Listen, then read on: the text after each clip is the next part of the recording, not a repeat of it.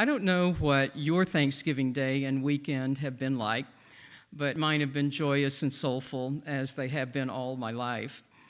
As you heard me tell the younger church, I was born on Thanksgiving Day, so this is usually a birthday weekend for me, and I'm one of those lucky people who really likes getting older, at least so far. And even though I can't or don't do many of the things I used to do, such as run marathons or swim competitively or dance my fool head off to 70s and 80s rock music, I find fresh pleasure every year in who I've met, what I've learned, and how good my heart and soul usually feel. But even if it weren't the occasion for celebrating another trip around the sun, or another trip back into the living room to get what I forgot the first time I was there, I would still love this holiday above all others because it seems to be what life and spirituality have become centered on for me. Thanksgiving, gratitude, and a sense of radical amazement that I'm alive and that I'm on this earth with all of you.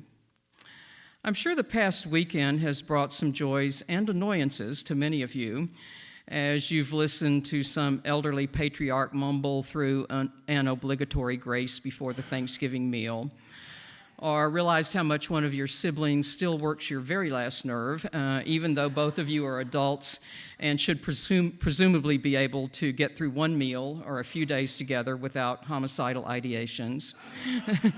Or maybe you thought guiltily about world hunger, or cringed a little as you remember participating in a Thanksgiving school play that depicted the colonizing pilgrims as the beneficent white folks sharing their bounty with the indigenous people whose lands and lives were about to be taken in some misbegotten idea of manifest destiny.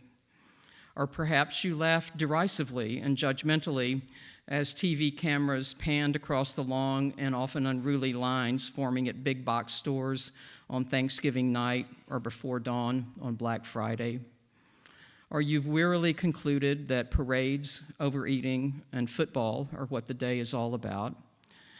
Or you felt your body stiffen or sag at the thought of all the cultural frenzy and overspending that lie in wait until December 25th finally arrives.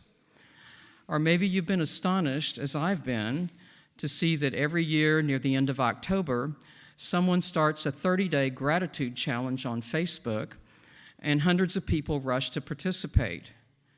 30 days? Less than 10% of the year? And a challenge as if it were a short-lived game of Jeopardy or beach volleyball? Besides its mostly having become a speed bump on the way to Christmas, what has happened to this holiday?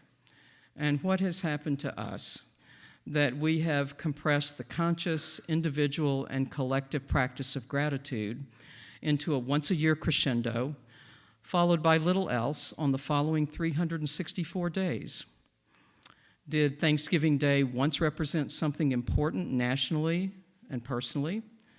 And if it did, is there something about it we yearn to reclaim and revitalize, either temporally or spiritually? And if the answer to that is yes, how do we go about it? By way of some brief historical information, Thanksgiving Day in the United States was rooted in 16th century England during the Protestant Reformation and the reign of Henry VIII. Up until that time, the calendar of the Catholic Church called for 95 church holidays per year, in addition to the usual 52 Sundays, all of which required people to attend church, miss work, and sometimes pay for expensive celebrations. A series of reforms in 1536 reduced the number of church holidays to a mere 27, but some Puritans wanted to eliminate all church holidays and replace them with specially called days of fasting or days of thanksgiving in response to what the Puritans viewed as acts of divine providence.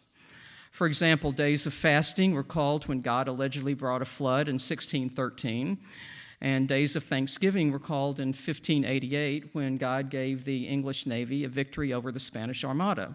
You get the picture. The Puritans obviously brought the idea of Day of Thanksgiving with them when they came to the New World, And our modern Thanksgiving Day in the United States is usually traced to a sparsely documented feast and harvest celebration held in 1621 in Plymouth Colony. When he was president, George Washington proclaimed November 26, 1789, as the first nationwide Thanksgiving celebration in America, but it was observed on different days in different states for many years until 1863, when, at the urging of a woman, Sarah Hale, and in an effort to foster a sense of unity between northern and southern states, Abraham Lincoln proclaimed the date to be the final Thursday in November. That date prevailed until December 1941, when Franklin D. Roosevelt signed a joint resolution of Congress changing the day from the last to the fourth Thursday in November. Thanksgiving Day is celebrated in October in Canada, and it's also celebrated at other times in the West Indian island of Grenada, in Liberia, in the city of Leiden in the Netherlands, in the Australian external territory of Norfolk Island, and in the nation of St. Lucia. And there are similar holidays in Germany to celebrate the harvest, and in Japan to celebrate labor and production. By way of an even more brief sociological and psychological foray, longitudinal studies have consistently found that gratitude is a significant contributor to physical and mental health, personal happiness, and peacefulness about one's own death. But history, sociology, and psychology are easy topics compared to the nature of gratitude. So together this morning, let's consider how we might deepen our practice of Unitarian Universalism by deepening our practices of gratitude, and how we can grow into a life of constant, mindful, open-hearted, full-bodied gratitude that will make our remaining years and relationships full of hope, contentment, and peace. One of the most appealing things about Unitarian Universalism is that it's a big tent that seats people all along the theological spectrum, from non-theists like many members of this congregation to theists like me. And in spite of our theological diversity, I'm confident that each of us has our own theory of grace, and that every Unitarian Universalist along our theological spectrum at least occasionally utters the phrase, "I'm grateful for," or "I'm grateful to." Those very words, to and for, imply that gratitude has an object. But I don't think it matters at all whether we think of that object as God, or spirit of life, or mystery, or presence, or evolution, or lady luck, or another human being. For each of those statements is a recognition that we have received something from outside of ourselves that creates a feeling within us that we want to acknowledge out loud and share with others. And even though our 7 principles don't mention the word gratitude, I think it's the invisible thread that runs through all of them. Gratitude for the worth and dignity of every person, for justice, equity, and compassion in human relations, for freedom, responsibility, conscience, the democratic process, peace, liberty, and interdependence. We would not be aspiring to these things if we had not experienced them, appreciated them, and gratefully wanted to share them. No question about it. Gratitude feels good, and it often motivates us, but I think many of us approach it by backing into it by default or by comparison.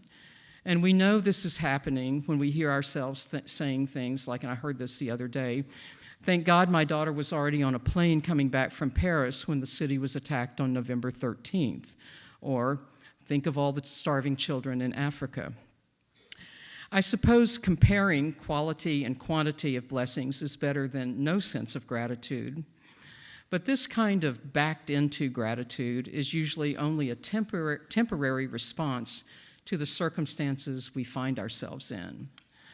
So what I want us to think further about in the remaining minutes is how we can make gratitude the primary condition of our souls by establishing in our lives some conscious, daily, affirmative practices that will keep us mindful of the patterns of grace that are operative in all of our lives and will let us give thanks in everything, even if we can't give thanks for everything.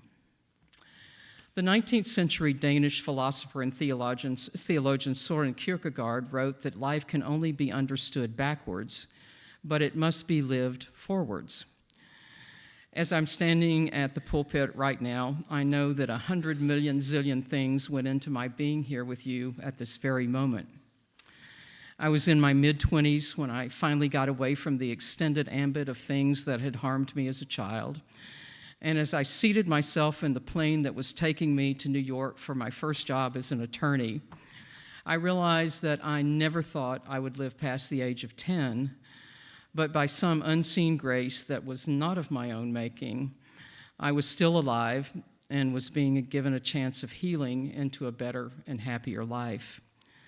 To the consternation of the flight attendant and the person sitting next to me, I cried silent tears all the way to New York and tried to explain them as just missing friends in Texas. But those were tears of thankfulness. And the experience of crying them ushered me into a whole new realization that I want and need daily reminders and practices of gratitude. For a few years, I looked around in various religious and spiritual traditions for perfect gratitude prayers. And I eventually happened on a piece of writing by Meister Eckhart, a medieval Dominican mystic who is noted for his observation that if the only prayer you ever pray is thank you, it is enough. But Meister Eckhart also believed that the spiritual life has much more to do with subtraction than it does with addition. And this eventually led me to 4 uncomplicated gratitude practices, 2 of which bracket the day in the morning and the evening, and 2 others which infuse the day. These have become embedded in me, and the more I practice them, the more I feel each day as a gift. When I wake up in the morning and first open my eyes, I close them again and say, today is Sunday, November 29th, 2015. Thank you, God, for letting me see this day. Then, throughout the day, whenever I pull up to a stoplight or stop sign, I take a conscious breath and say, thank you for this moment of stillness. And when I eat a meal or have a snack, I say, thank you for this food and for the earth and the people who brought it to me. At the end of each day, when I get in bed, I take out a small notebook and engage in the Jesuit practice called examen, E-X-A-M-E-N, which is listing the 3 things for which I was most grateful for during the day, followed by the 3 things for which I was least grateful, and then asking, where was God in all of this? The purpose of this practice is to let us acknowledge our angers and disappointments, as well as our joys and satisfactions, to recognize that we live in paradoxes and contradictions that make our lives full and textured and 3-dimensional, and to ask ourselves, where is the divine and the holy in all this mess? I like how one priest has described the practice of examen. He calls it rummaging for God among the remains of the day. Theology has variously been defined as a way of being and knowing, and I think that's also a pretty good definition of gratitude.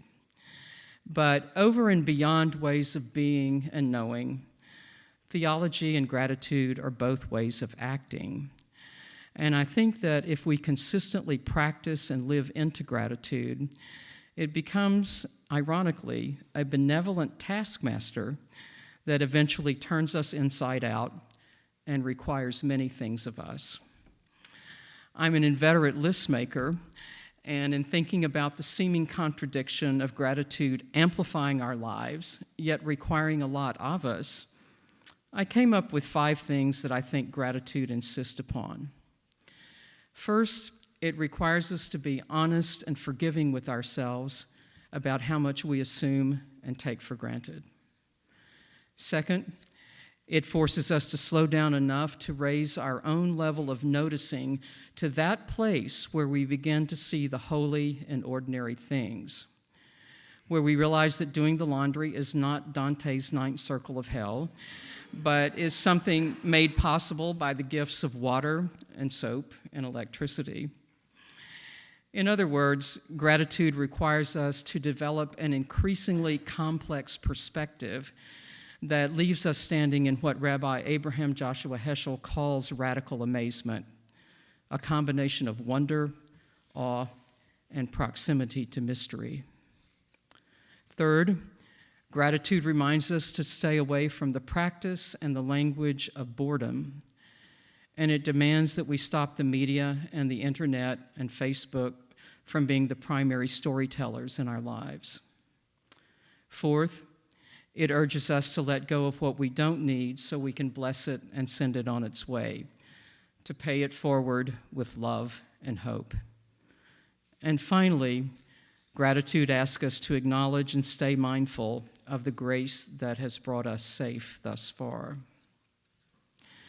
In what is thought to be the oldest book in the Christian scriptures, the Apostle Paul wrote to the new congregation at Thessalonica, "In everything give thanks."